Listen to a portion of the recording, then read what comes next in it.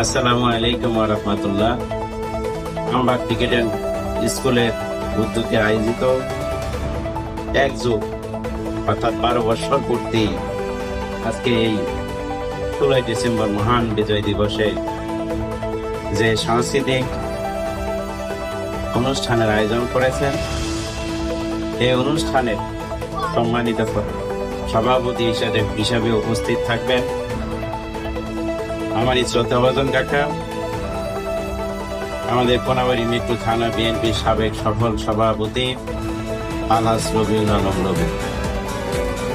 মঞ্চে এইমাত্র এসে উপস্থিত হয়েছেন আমাদের কোনাবাড়ি মিরপুর থানা যুব দলের সংগ্রামী আহ্বায়ক, গাজীপুর মহানগর যুব দলের সংগ্রামী সভাপতি যুগ্ম আহ্বায়ক জনাব মোহাম্মদ শেখ সাইফুল ইসলাম সবুজ ভাই সহ আমার সফর সঙ্গী, আমার ছাত্র দল, যুব দল, শ্রমিক দল, ইমারত নির্মাণের দল সহ যারা সমবেত হয়েছেন এবং এই আমবাগ ক্রিকেট স্কুলের কোমলমতি শিক্ষার্থী, অভিভাবক, এই আমবাগ ক্রিকেট স্কুলের শিক্ষক, শিক্ষিকা এবং প্রধান শিক্ষক সহ যারা আপামর জনসাধারণ এখানে সাংস্কৃতিক অনুষ্ঠানে এসে যোগ দিয়েছেন, তাতে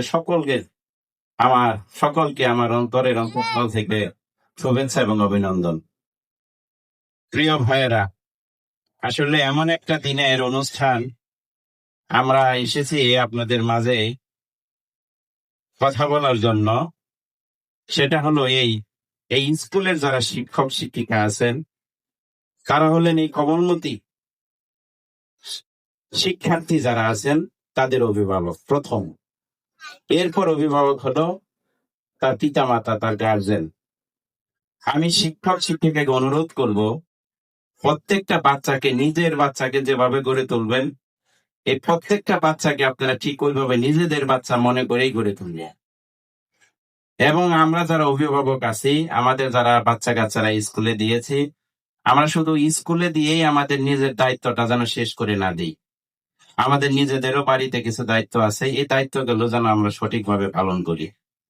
আমরা যদি উভয়ের দিক থেকে এই কাজগুলি করি, এই সহযোগিতা করি, তাহলে একটা প্রতিষ্ঠান একটা আদর্শ প্রতিষ্ঠান হিসেবে গঠন হইতে পারে।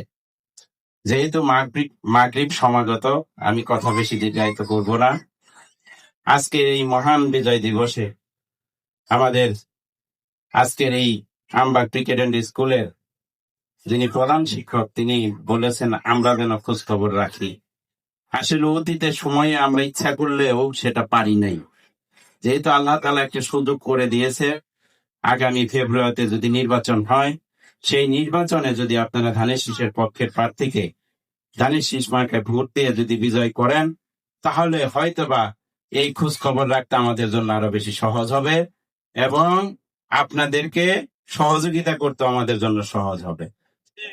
প্রিয় উপস্থিতি, আমার বাড়ি কোনাবাড়িতেই, আমি আপনাদেরই সন্তান। আপনাদের পাশাপাশি থেকেই আগামী দিনগুলি যেন আল্লাহ তাআলা আমাদেরকে সুন্দরভাবে চালিয়ে নিয়ে যায়, সেই দোয়া আমিও করি, আপনারাও করবেন, যাতে সুন্দরভাবে সকলকে মিশেই উন্নয়নমূলক কর্মকাণ্ডের সাথে যাতে আমরা জড়িত থাকতে পারি। আর বিশেষ করে আসলে আমাদের এখন আরেকটা সমস্যা হয়ে গেছে, কিন্ডার গার্ডেন গুলি বা আমাদের স্কুলগুলিতে আসলে এখন পর্যাপ্ত পরিমাণ খেলাধুলার জায়গা নাই, যার ফলশ্রুতিতে আমাদের একটু অসুবিধা হয়, এটা আমরা জানি। কিন্তু আসলে জমি দাম এরকম ভাবে বাড়ছে, কেউ ইচ্ছা করলো যে বড় মাঠ বা ওপেন করবে, এটাও সমস্যা। তবে যদি সরকারি কোনো ভূমি উন্নয়ন থাকে, সেইখানে যদি আমরা আবার আসতে পারি, তাহলে ওই ধরনের জায়গাগুলিকে যদি কোনো কেউ যদি সেদের অন্যভাবে কেউ ব্যবহার করে থাকেন, সেটাকে অবমুক্ত করে হয়তো বা খেলাধুলার মাঠ করা যাইতে পারে। তো যা হোক, সেজন্য আপনারা যদি সেই সহযোগিতা সামনে আমাদেরকে করেন, তাহলে হয়তোবা সেই সুযোগ ইনশাল্লাহ আসতে পারে।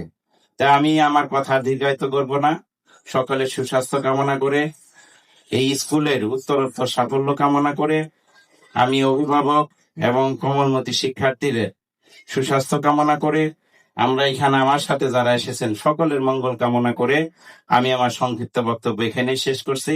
আসসালামু আলাইকুম ওয়া রাহমাতুল্লাহ।